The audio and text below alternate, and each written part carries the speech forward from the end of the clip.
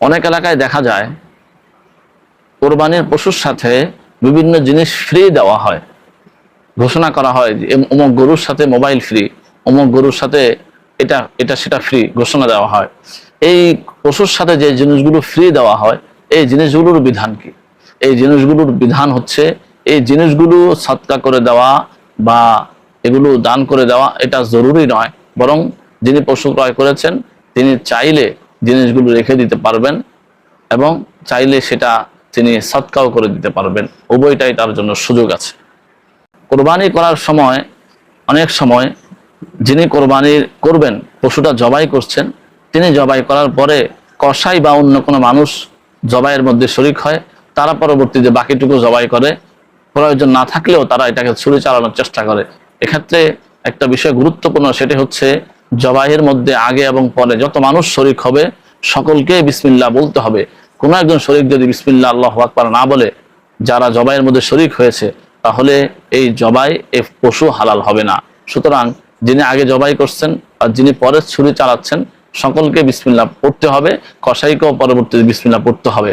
আমাদের সমাজে যিনি পরে ছুরি চালাচ্ছেন তিনি বিসমিল্লাহ পড়ে না, তিনি মনে করেন আগে ইমাম সাহেব বা অন্য কেউ যখন জবাই করেছে তিনি তো বিসমিল্লাহ বলেই ফেলছেন, সুতরাং আমার বিসমিল্লাহ বলার প্রয়োজন নাই। এমনটি করা উচিত নয়।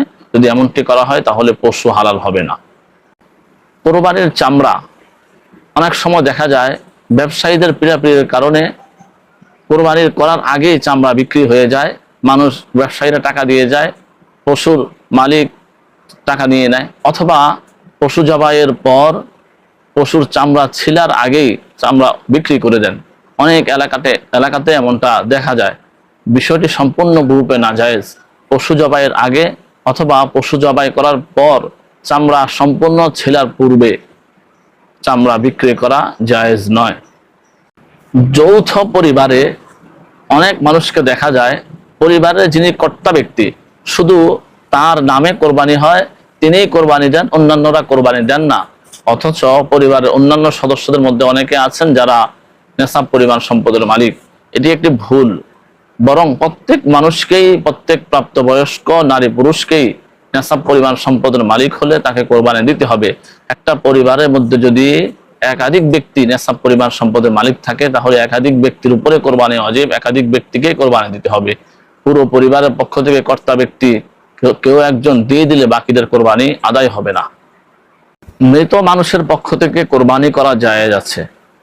কোনো ব্যক্তি চাইলে তার মৃত মা বাবা আত্মীয় স্বজনের নামে কোরবানি দিতে পারেন, তারা এর কোরবানির সওয়াব পেয়ে যাবেন এবং এই কোরবানির গোশত অন্যান্য কোরবানির গোশতের মতো সকলেই খেতে পারবেন। তবে মৃত ব্যক্তি যদি কোরবানি করার ওসিয়ত করে যান তাহলে তার পক্ষ থেকে কোরবানি দেওয়া হলে ওসিয়ত অনুযায়ী সেই কোরবানির গোশত কোরবানির দাতারা খেতে পারবেন না, বরং সম্পূর্ণ কোরবানির গোশত গরিব মিসকিনদের মধ্যে সদকা করে দিতে হবে।